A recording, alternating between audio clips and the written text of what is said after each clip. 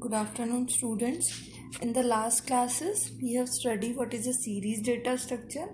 मैंने आपको पूरा एक्सप्लेन कर दिया कि सीरीज डेटा स्ट्रक्चर कैसे इम्प्लीमेंट करेंगे, कैसे उसके डिफरेंट डिफरेंट ऑपरेशंस परफॉर्म होंगे, मॉडिफिकेशंस परफॉर्म होंगे.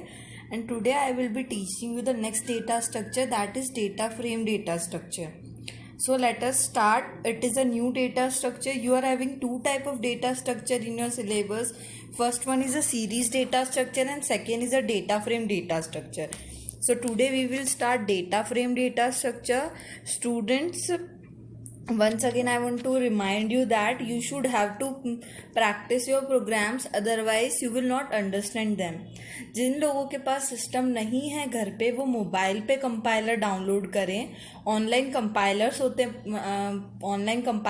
हैं पाइथन के, जिसके थ्रू आप ये कोड चला के देख सकते हैं. अगर आपके पास वो भी नहीं अवेलेबल है तो आप एटलीस्ट जो प्रोग्राम्स मैंने आपको दिए हैं वो एटलीस्ट आप रीड करें, तो आपको चीज़ें समझ में आएगी कि प्रोग्राम कैसे बनता है, कैसे इम्प्लीमेंट होता है. Please students, don't ignore such things. If you will not practice it, you will not be able to understand it. I hope you all got my point. So today we will start with data frame data structure. So let us start.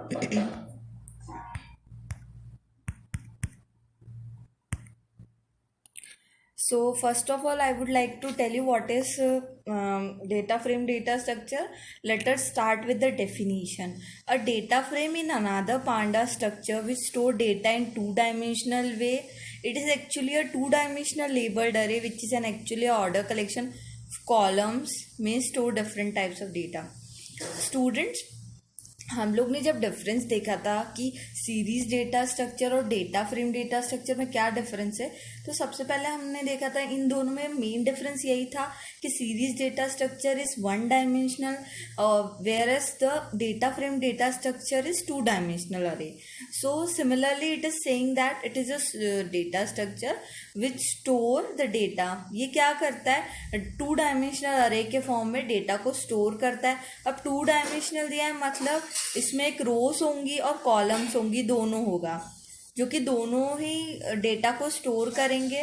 ठीक है, मैं आपको बताऊंगी कि कैसे data रो और column के form में स्टोर होता है, आगे एग्जांपल है.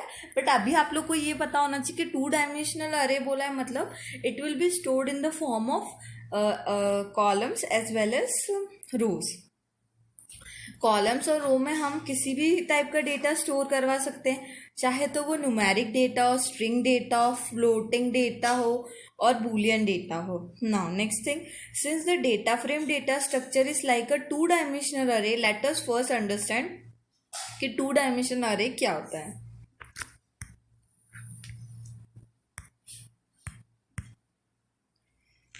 So let us understand what is two-dimensional array. A two-dimensional array, it is an array in which each element is itself an array.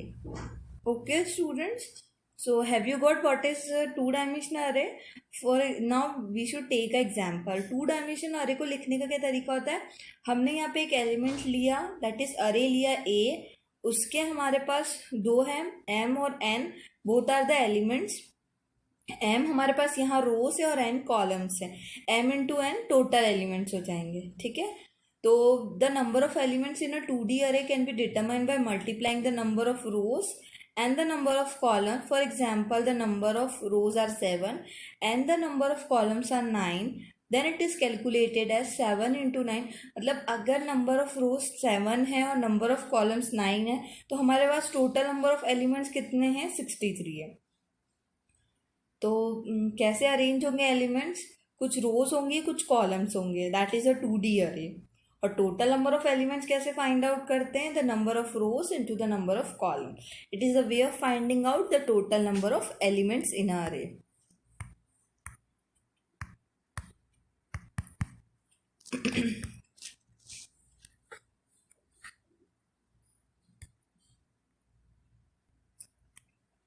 Now next, here it is example. देखिए columns कैसे होते हैं और रोज कैसी होती है.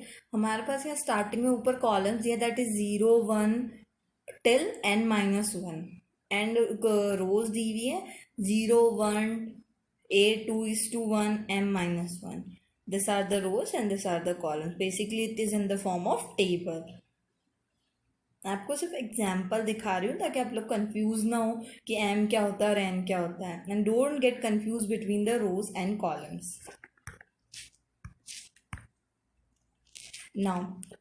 Now let us discuss what are the various characteristics of data frame data structure. First characteristics क्या है? It has two indexes. Obvious सी बात है, 2 डायमेंशनल अरे तो इसके पास 2 इंडेक्सेस होंगे. 1 डायमेंशनल अरे था, उसके पास एक ही इंडेक्स था. That is a series data structure. 2 axes हैं, रो इंडेक्स है and column index. I already informed you what is row index and what is column index. Next point, conceptually it is just like a spreadsheet where each value is identifiable with a combination of row index and column index. Suppose अगर हमको कोई भी value find out करनी है table में, तो सबसे पहले उसका रो आएगा देन कॉलम आएगा, तभी हम उस एलिमेंट को फाइंड आउट कर सकते हैं. सपोज A00 मतलब फर्स्ट एलिमेंट. ठीक है. Now the row index it is known as a row index in general, और कॉलम को हम लोग कॉलम नेम बोलते हैं. The indexes can be the numbers, letters और string. Already I told you, because Panda provides us a facility. numpy में क्या होता था कि जो हमारे इंडेक्सेस होते थे they can only be the number, but Panda data structure में ऐसा होता है कि आप इंडेक्सेस नंबर्स भी ले सकते हैं, लेटर्स भी ले सकते हैं, स्ट्रिंग्स भी ले सकते हैं, anything you can take. Now next, characteristics of a data frame data structure. There is a no condition of having all data of same type across the column. Its column can have a data of different types. So here students, it is a very good concept here, which is not given in any other programming language. Python ने हमें ये facility भी दी है कि अगर आप चाहें तो डेटा कैसा ले सकते हैं, किसी भी टाइप का डेटा स्टोर करा सकते हैं. ज़रूरी नहीं है कि आपने अरे इंटीजर टाइप का लिया है तो सिर्फ आप इंटीजर ही स्टोर करवाएंगे. आप चाहे तो उसमें फ्लोट वैल्यू भी स्टोर करवा सकते हैं. मतलब डिफरेंट टाइप का डेटा हम स्टोर करवा सकते हैं कॉलम्स में. ठीक है. Now next characteristics. So see students here. First table we have taken. Here we are taking the different examples how we can store a data in the form of rows and columns. पहला example देखो, इसके अंदर हमारे पास सबसे पहले हम देखते हैं हमारे पास यहाँ नंबर ऑफ रोज कितनी है. 0, 1, 2, 3 and 4. These are the number of rows. And what are the columns here? Statistics and mean, ST deviation, minimum and maximum. So these are the columns. हम देख रहे हैं यहाँ पे कि जो हमारी स्टैटिस्टिक्स वैल्यू है दैट इज बेसिकली स्ट्रिंग, जो एन हमने लिया इंटीजर, मीन जो है that is a floating point. So it is a combination of all type of data. So I think it is clear to all of you. Next example में आप लोग देख सकते हैं जो स्मॉल लेटर्स में ABCD लिखा है that is the number of rows, and the capital letter ABCD that is basically the columns. Next example, that is a real life example दिया हुआ है. हम लोग को दिए हुए इंडेक्सेस हमारे यहाँ पे क्या है, कुछ भी हो सकते हैं, नंबर्स, लेटर्स, स्ट्रिंग, बट यहाँ पे हमने क्या लिए हैं 0, 1, 2, 3, 4 and 5. कॉलम्स लिए हमने males, females, persons, rurals, urban. So student, this are the basic examples.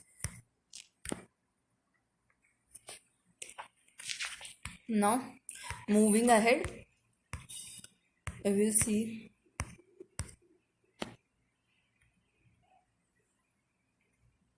जो बाकी कैरेक्टरिस्टिक्स है वो देखते हैं. You can easily change it's value, it is value mutable.